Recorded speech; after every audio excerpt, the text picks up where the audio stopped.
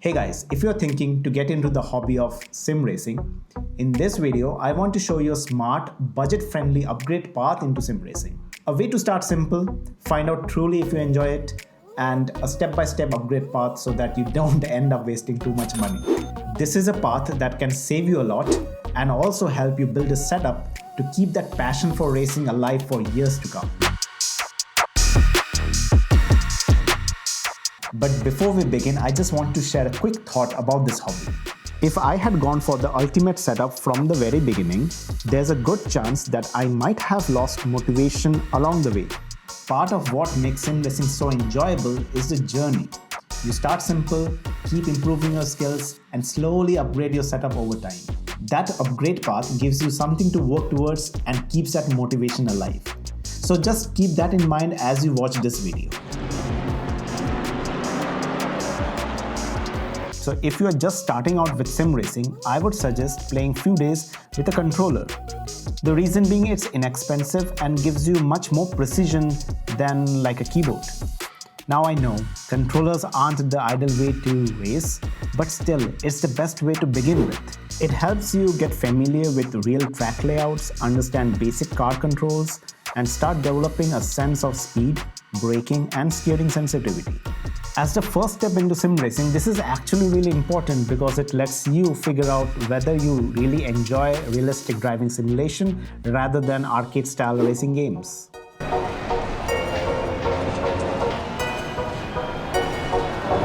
Once you have spent some time racing with the controller and you feel like this is something that you would enjoy, the next step is to go with the second-hand wheel and pedal bundle.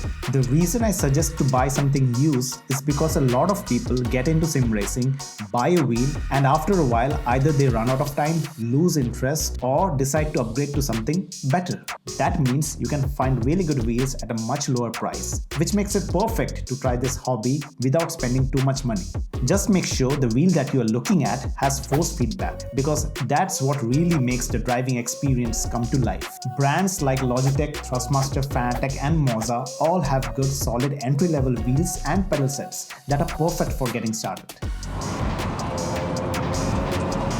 By this point, you will probably have a pretty good idea if sim racing is something you truly want to invest in. And if you're still unsure, I honestly wouldn't recommend upgrading any further just yet. But if you're confident that this hobby is here to stay, then the next most meaningful upgrade is getting yourself a nice cockpit.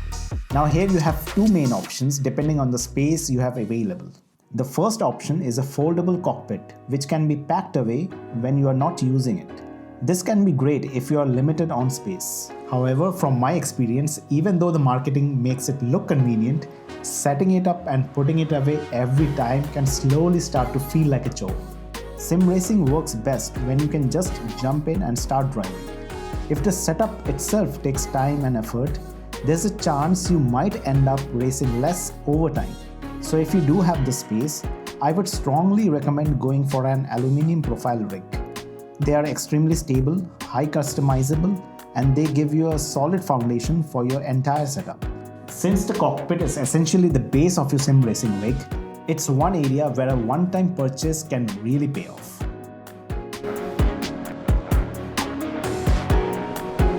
Now you have a solid base setup. The next upgrades should focus on things that increase immersion. And one of the most important factors in sim racing is getting your field of view right.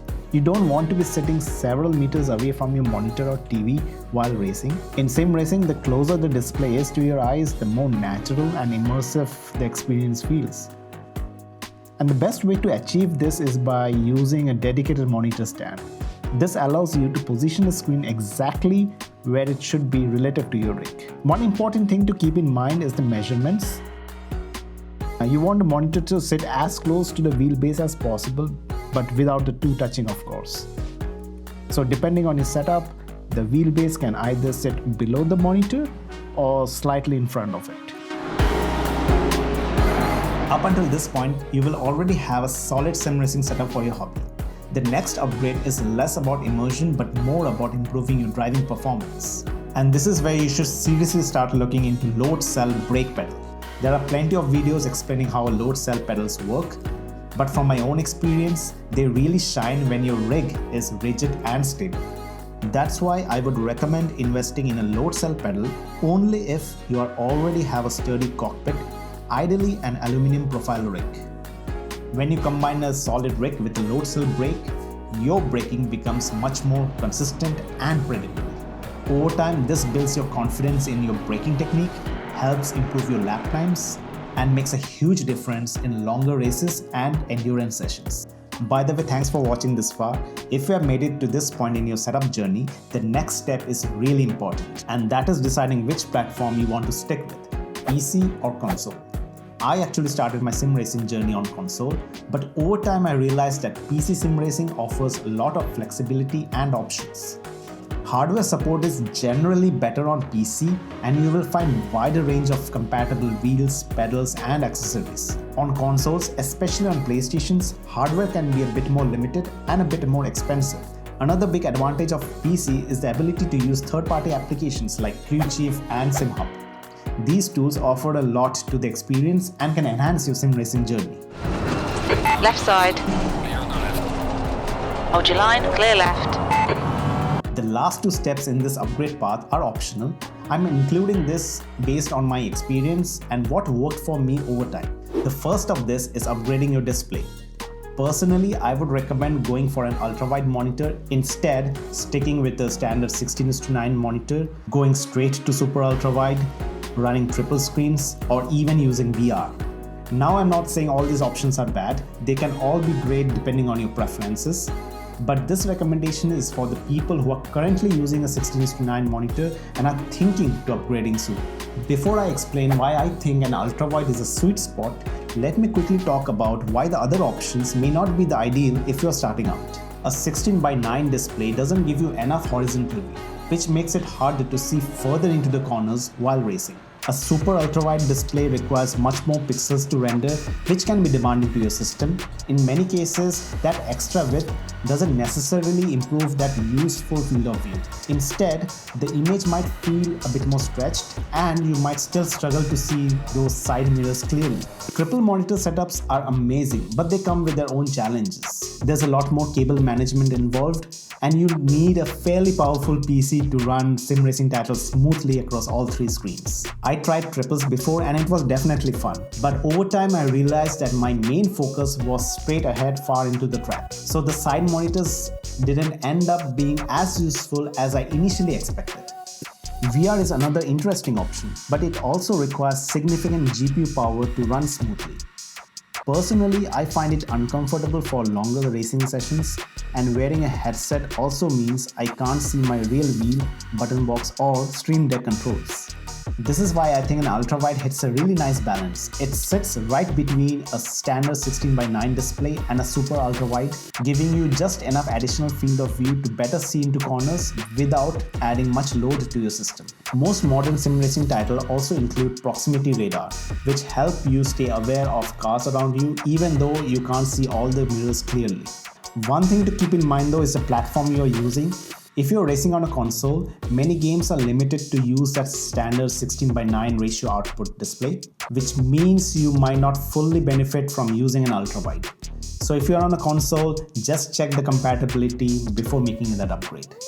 And finally, the last step is for those who prefer PC sim racing, and that is upgrading your PC whenever you start noticing performance bottlenecks. This doesn't have to happen all at once. In fact, gradual upgrading is usually the smarter way to go. You might find this funny, but I started my sim racing using my Intel-based MacBook Pro using an external GPU enclosure with RTX 3050 in it. Later on, yes, I built my own PC, but simply reused the RTX 3050 to help get me started. When I eventually moved to an ultrawide monitor, I started to notice that the RTX 3050 was becoming a bottleneck, so only recently I upgraded that to an RTX 5070 instead.